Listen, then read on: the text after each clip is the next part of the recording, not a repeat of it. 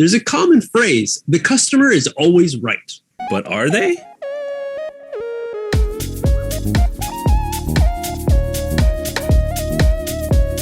Hey everyone, welcome back to another Irashaimase episode, maybe. Hey, we're the hosts. My name is MJ. My name is Adam. On the MJ and Adam Show, we want to invite you to join this natural English conversation to improve your listening, learn some new phrases, some words that we use naturally. And the best part about this conversation is you get to feel what English is like and understand the Western mind, because that's another whole step to understanding and improving your English. Everyone, today's video is going to be talking about customer service gone too far. Customer service is the best thing, especially here in Japan. Me and Adam know from living 10 plus years here that customer service is a major part of society here. No matter where you're going, if it's going to like the convenience store, bank, post office, or like the city hall, like government type work, if you go there to ask for something, to get something done, there's lots of smiles, there's lots of positive attitudes, very friendly, So I wanted to say friendly, but kind of positive. Yeah. But now that I'm saying it and thinking about it, everyone, I feel like it's more all about the type of language that is used that makes it feel that way. You know, using that keigo can take it to this whole world of customer service where the customer is always right. But I've seen sometimes the customer is being a little too harsh, maybe way too harsh or very rude. So Adam, what do you think about this whole customer service in Japan? Have you ever seen it like gone too far? Have you ever seen people maybe take advantage of this whole idea customer is always right? I see it all the time. Not like directly towards the staff in general, but people complaining about the staff's quality of service or people complaining to the staff, like talking down to them because they are a staff and because the person is the customer. I see a lot of that quite often, and I feel bad for the staff, right? Because they have to deal with it every day, basically. And who knows what happens after they leave their place of employment when they go home, might cry because of the way they have to deal with the pressure. I do see it. And I do think that I don't think the customer is always right. I think the customer is right sometimes. And I think this is when it feels like it has gone too far, when you feel people take advantage of it or just like kind of bully the staff because they are a customer. And usually it is for something really petty. It's something where it's like, maybe they made a mistake, but dude, or dudette, like relax. It's usually a dude. To be like honest, the times that I've seen it, it's usually like an Oji-chan that's like, I don't know, just like fed up. Maybe he's having a bad day or something, or maybe that's just how he acts to everyone, or he thinks like he's above everyone. But I feel like the sense or using this language of keigo could possibly be a trigger to have other people who have customers feel like, yeah, I am in charge. I should be getting, the red carpet rolled out for me. Well, I'm like, you got to go to America sometime because you will be surprised. You are lucky. Consider yourself lucky, sir. And that's another reason I think where it stands out to me a lot, because I come from, as well as I think many people, when they come to Japan, foreigners, they see the customer service, like they're so surprised. They're like, wow, Japanese people are so nice. Because what we grew up with is reality. When you go to a store, you are a person. And if you need to talk to a staff, you are talking to another person, human to human. We are equals. Now, there is still the idea of, like we have in the English phrase too, the customer is always right.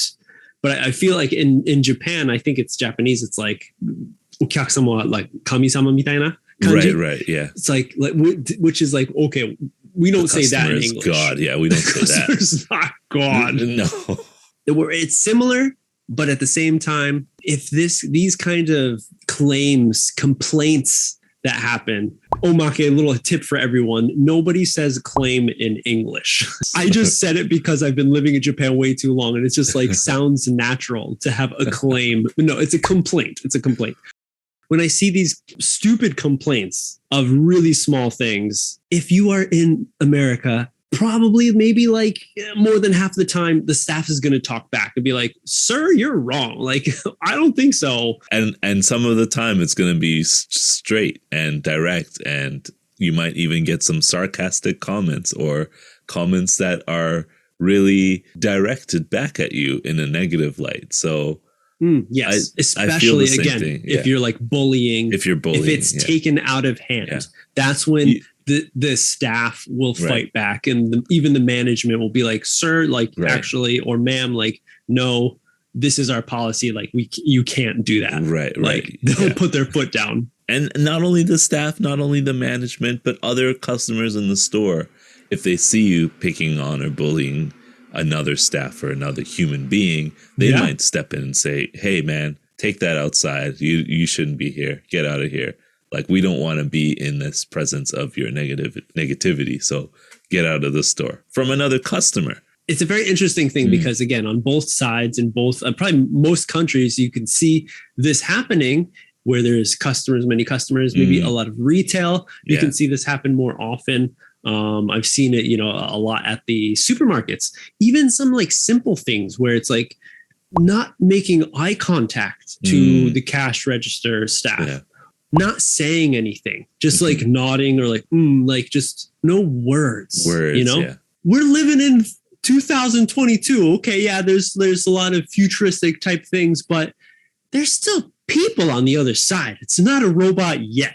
And like you were saying at the beginning, people who get bullied by customers, the staff, what happens when they go back home? They probably cry about it. In our past company, we had a section that was a customer service telephone section where they took a lot of calls from customers. And there was many times that I remember hearing people like a commotion kind of happening because it's like, oh my gosh, that customer's calling again. Like, I don't want to take this call. Yeah. And like the management has to like go and they're like listening in on the call to make sure everything's like okay. Yeah. But the staff who picks up, like they take the brute force of this ridiculous kind of complaints that happen. And the sad thing is, like, I feel like in Japan, where since the customer is the god, the kami-sama, it is always moshiwagenai.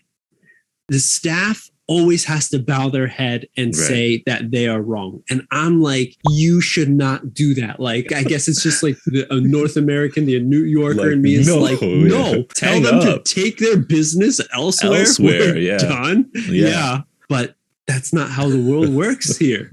In North America, there's another thing that is also like prioritized, and that's the mental health of the employee in a customer service based job. So I have a friend who works in that kind of position. And if a customer is being rude or using foul language or attacking the staff, they have protocol where the staff can say, sorry, sir, I am not required to deal with your current abuse. So you are on strike one.